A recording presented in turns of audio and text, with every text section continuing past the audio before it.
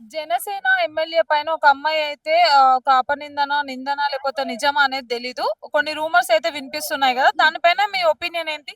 Yeah! అది rumours కాదు. వాళ్ళిద్దరూ మేబీ లివింగ్ రిలేషన్‌షిప్‌లో ఉన్నారు. దాని తర్వాత ఏమైందంటే ఈ అమ్మాయికి తను అవాయిడ్ చేయడమా సింపుల్‌గా అర్థమైంది నాకదే. అవాయిడ్ చేసినట్టున్నాడు. ఈమె డబ్బులు డిమాండ్ చేసినట్టుంది. ఇగ ఎట్లా ఇట్లా కాదు మీడియాకెక్కుదాం. మీడియాకెక్కితే మనకు న్యాయం జరుగుతది. ఆబ్వియస్‌లీ అమ్మాయిల కంటే అదే గదా! సో, గవర్నమెంట్ ఎట్లాగో తీర్పు చెప్తది. 25,00,00,000, 26,00,00,000 వచ్చేస్తే మంచిగా కోట్లేసుకోవచ్చు అని చెప్పేసి ఆమె ఎక్సైట్‌మెంట్‌తో మీడియా ముందొచ్చింది. But to be frank as a లేడీగా నేను మాట్లాడాలంటే అమ్మాయిదే తప్పండి.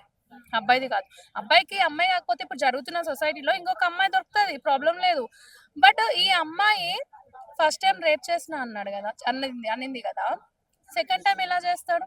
ఫస్ట్ టైమ్ చేసినప్పుడే నువ్వు 2024లోనే నువ్వు వచ్చి మీడియా కన్నా పోలీస్ స్టేషన్ కన్నా వచ్చుంటే యాహ్!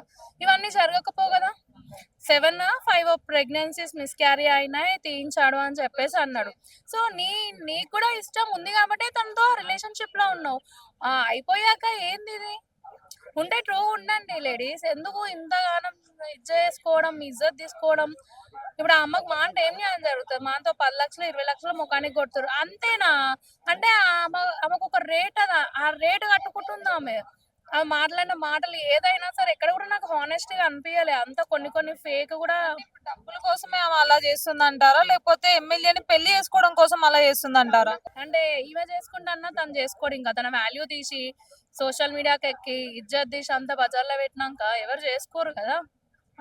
కానీ అలాంటి సిట్యుయేషన్స్ వచ్చినప్పుడు మరి అమ్మాయిలు ఎలా రియాక్ట్ అవ్వాలనుకుంటున్నారు? ఫస్ట్ అలర్ట్ ఉండాలండి. ఏ రిలేషన్‌షిప్‌లో అయినా అండర్‌స్టాండింగ్ అయితే ఇంపార్టెంట్ కదా! వాళ్ళ అండర్‌స్టాండింగ్‌లో ఉండాలి.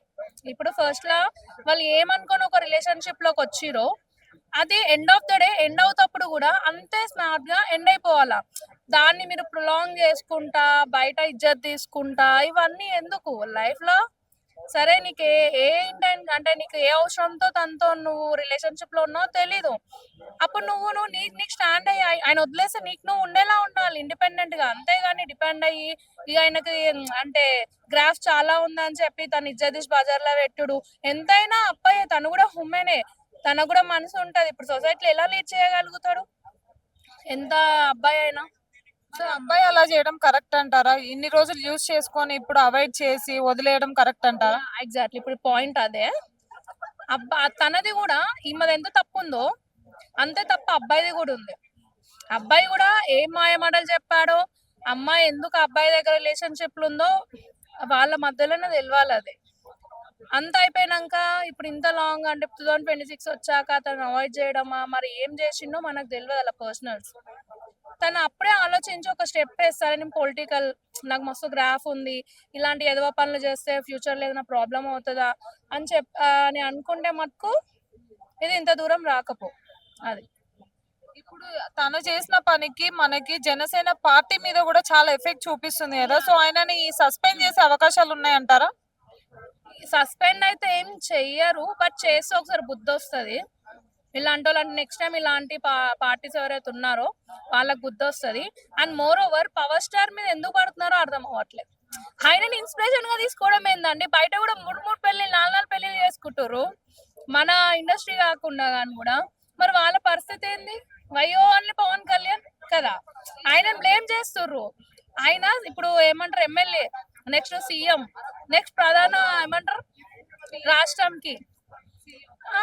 సీఎం, బియ్యం ఇవి కావాలింకా. ఆయనకు బాగా ఎక్కువ క్రేజ్ ఉంది. ఇంకా ముందుకెళ్ళాలి. ఆయన చాలా హెల్ప్ చేస్తాడు. మన తెలంగాణ కూడా టెంపుల్‌కి ఇచ్చిండు. అలాంటి ఆయనని ఇలాంటి చిల్లర నెగెటివ్ చేసి ఫ్యూచర్‌లో ఎఫెక్ట్ పడేలా చేయడం అసలు ఎఫెక్ట్స్ ఏం పడవు తన మీద. చెప్పలేం ఫ్యూచర్‌లో